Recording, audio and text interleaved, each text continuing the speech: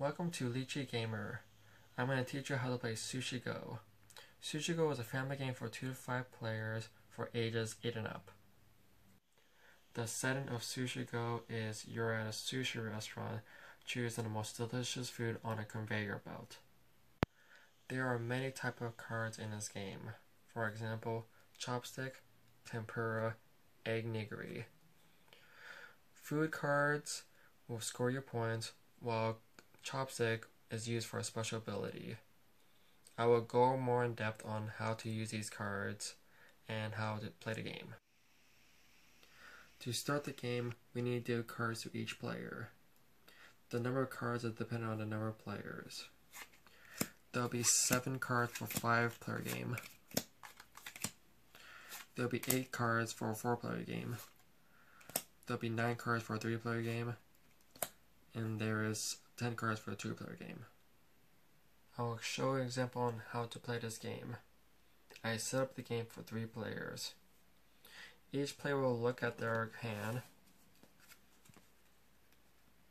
then choose 1 card and place it face down.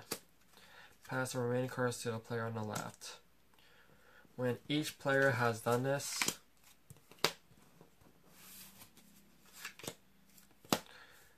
then each player will reveal their face down card.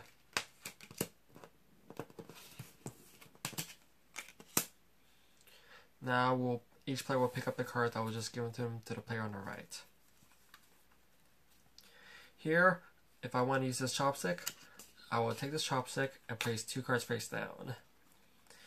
I would want to use a combo where I use this wasabi. This wasabi will multiply one of these nigiri cards by 3.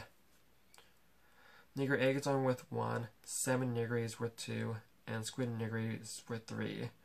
So to get the most value out of this combination, I'm going to choose a wasabi and squid nigiri and place it face down. The remaining cards will go past the player on the left. Here, this player chooses Shishami. Shishami is when there's 3 Shishami played out, they will score 10 points. Looking at this hand, lucky this player saw Shishami, so he'll place the card face down and pass the remaining card.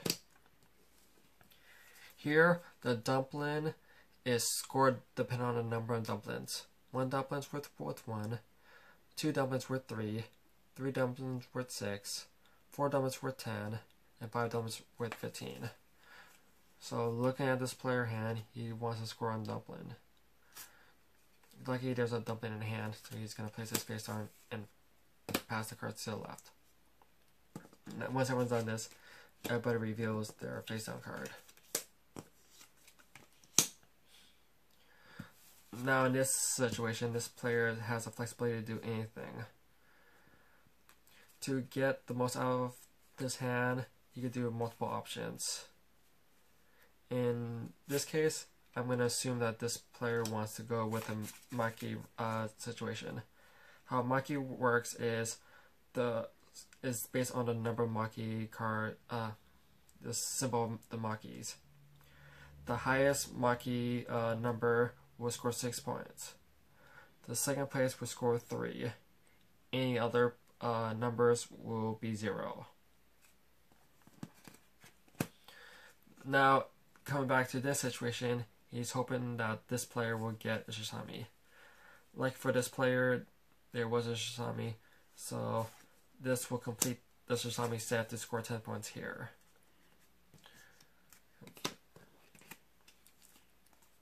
Now this player, there is another dumpling, but this player also sees many tempuras, so this tempura works similar to Shishami, where if there's 2 tempuras, you score 5 points. I believe this player will decide to go to tempura. This will repeat until there's no more cards to be played. I'm just going to assume that all these cards right now is what's given to them. Now we're going to go into the scoring. Now we're going to start the scoring for this round. organize all of these based on the type of cards other than the wasabi, just for ease of scoring. I'm going to start scoring this player.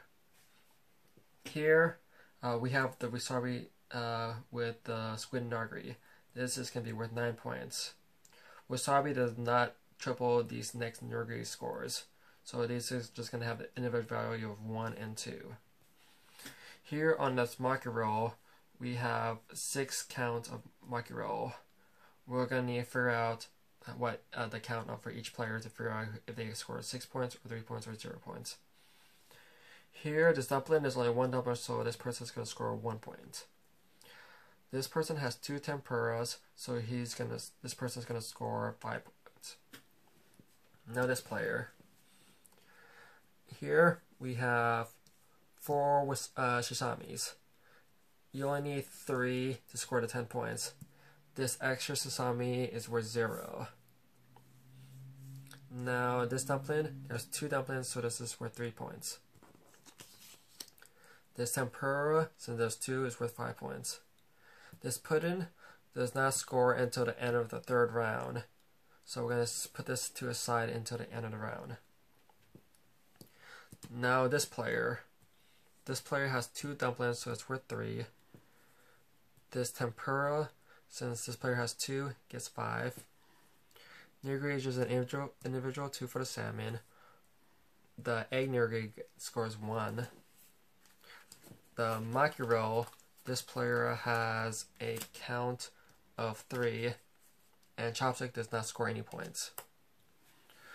So if we're going to sum up the total, this player got 9, 10, 12, plus 6, so it'll be 18 because this person has 6 while this player has 3. There's 1 dumpling, so it'll be 19. Plus 2 tempura makes it 24 points. Now this player scores 10 points for the sashimi, 3 points for dumplings, which makes it 13, and 5 points for tempura, so this is 18.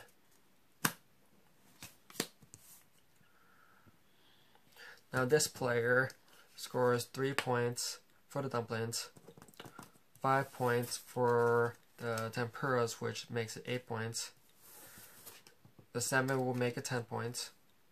The egg will make it 11 points. Since this player scores 2nd on the maki roll, will score 3 points, which that will equal 14 points. Now the rest of the cards will get discarded other than the pudding, which will be used for the end of game scoring. This pudding, at the end of the game, the pudding with the player with the most puddings will score 6 points. The player who scores the least will get -6 points. In case of a tie on maki rolls, the first player tie will split up the 6 points. If there is a situation where the second player ties, second and third player, when the players whose second scoring tie on a second will score half of this round up, so each player will score 2. In a pudding tie, the pudding scores will also be split. So if there's a tie for first, they'll split up the 6 points. If there's a tie for least, it will be split by -6, and it's also rounded up. After scoring the first round, we play 2 more rounds.